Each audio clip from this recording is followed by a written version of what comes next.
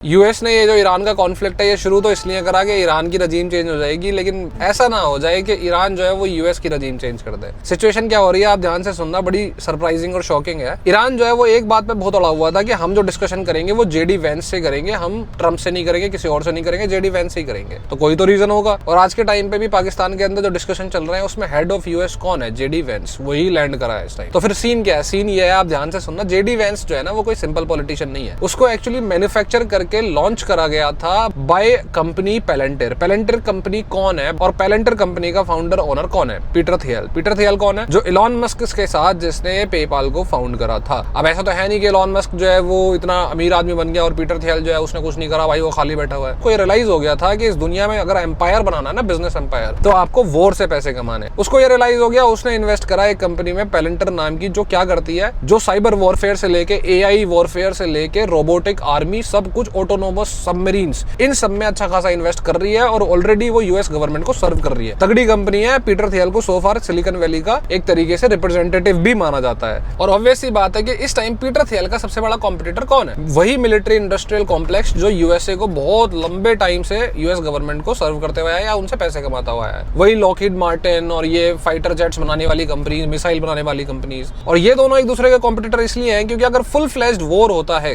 कभी भी किसी भी सिचुएशन में, और आज के टाइम पे तो मिसाइल्स और ये सारी चीजें इस्तेमाल होंगी, और अगर ऐसा हुआ तो एआई बेस्ड वॉरफेयर 10-20 साल पीछे चला जाएगा, जो डायरेक्टली पीटर थियल के एम्पायर के लिए बहुत बड़ा खतरा है। At the same time Iran conflict चलते हुए यूएस की जो प्रायोरिटी है वो सीधे ईरान हो गया है, ताइवान नहीं। जबकि अगर ताइवान प्रायोरिटी नहीं बचा और चाइना ने किसी तरीके से ताइवान पे कुछ भी कंट्रोल करने की कोशिश करी, तो एआई बेस्ड जो चिप्स है यार, मैन्युफैक्चर कहाँ हो रही है चिप्स? इतना सेमीकंडक्टर इंडस्ट्री जो है वो कहाँ है? वो ताइवान में है। अगर ताइवान पे उसका इन्फ्लुएंस कम हुआ तो फिर सीधे पीटर थियल का जो पेलेंटियर बिजनेस है, एम्पायर है, वो फिर से खतरे में हो जाएगा। एट द सेम टाइम एक और चीज है कि यूएस में एक रूल है 1973 का बना हुआ कि 60 दिन से ज्यादा तुम फॉरेन कॉन्फ्लिक्ट में अपनी मिलिट्री इस्तेमाल नहीं कर सकते। अगर कर रहे हो तो या तो वॉर डिक्लेयर करो या फिर सेनेट के अंदर तुम्हें वोटिंग करवानी पड़ेगी। वॉर डिक्लेयर करा तो फिर से पीटर थियल के लिए प्रॉब्लम है, और वॉर डिक्लेयर नहीं करा, सेनेट के अंदर वोटिंग हुई, तो सेनेट का प्रेसिडेंट कौन है? सेनेट का प्रेसिडेंट है जेडी वॉन्स, जो वाइस प्रेसिडेंट होता है यूएसए का। और अगर वोटिंग हुई तो बहुत हाई चांसेस है कि शायद वोटिंग में ये हार जाए और कॉन्फ्लिक्ट आगे ना जाए। और अगर ऐसा हुआ तो जेडी वेंस का जो करियर है वो हो जाएगा खतरे में, जो कि डायरेक्टली फिर से